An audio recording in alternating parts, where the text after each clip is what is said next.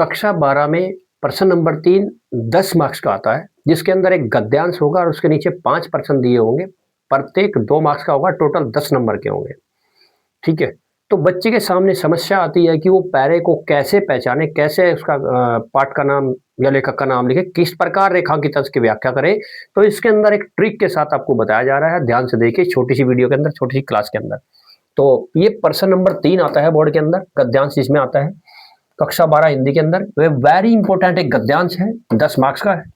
तो फर्स्ट और second chapter के करा दिए गए हैं, एक एक पार्ट का एक गद्यांश कराया है और सारे पार्ट की ट्रिक बताई है।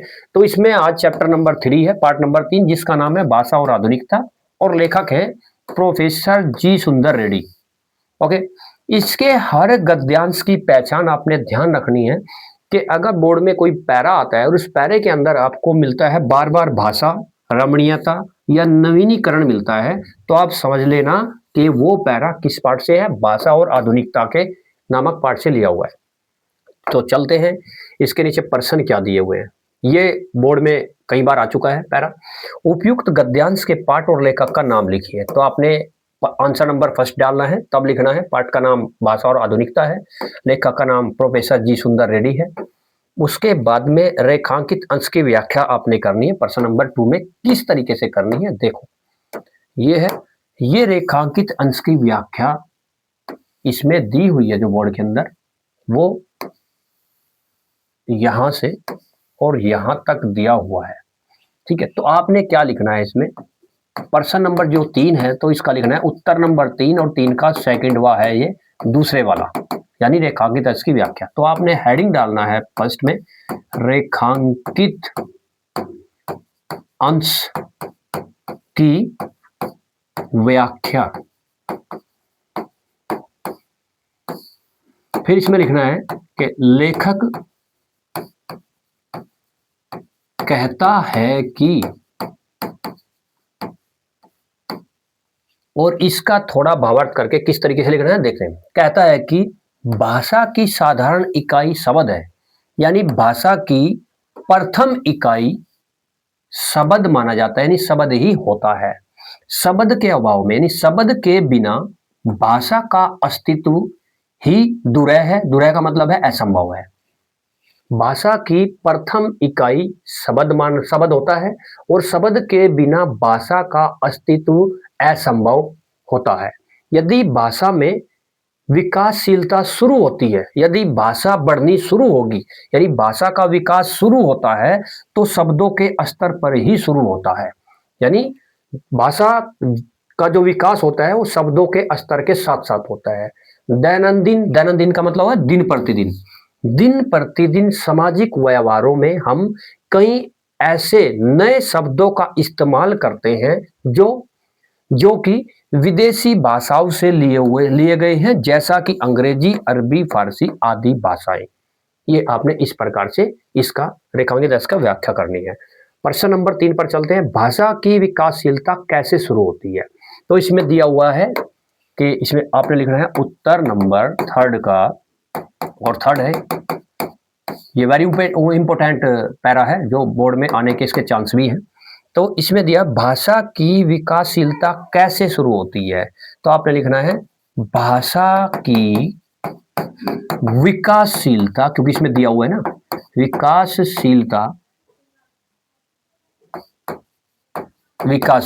कैसे शुरू होती है। भाषा की विकासशीलता शब्द स्तर से शुरू होती है। ठीक है, ये आपने लिखना है इसमें, क्योंकि इस पैरे के अंदर दिया हुआ है।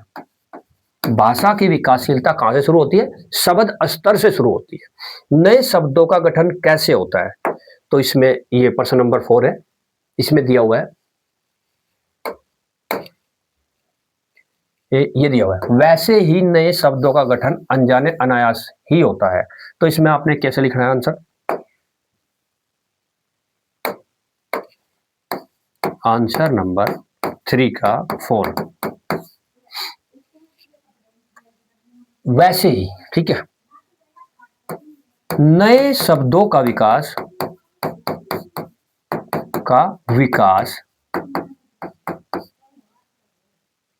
गठन मैंने विकास या गठन या उत्पत्ति, अनजाने में,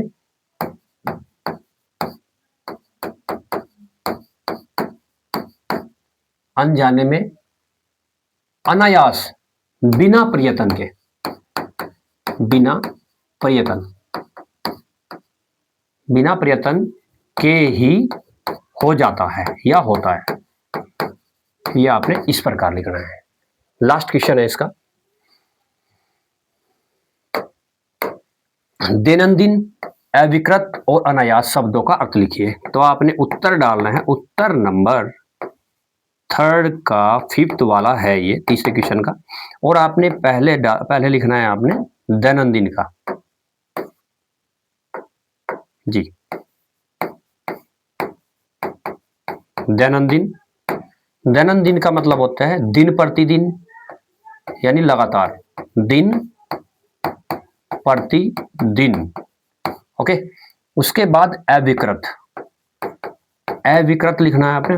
विकृत का मतलब होता है बिगड़ा हुआ, और अविकृत का मतलब होता है बिना बिगड़ा हुआ, यानी बिना बिगड़ा हुआ रूप, किसी भी चीज का बिना बिगड़ा हुआ रूप।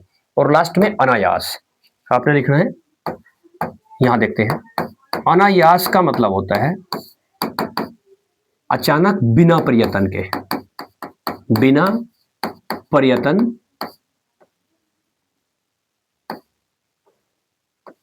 बिना प्रयत्न के, पैर है यह, यहां पर आधा तय आएगा, ऐसे लिखा जाता है प्रयत्न। ओके, बिना प्रयत्न के।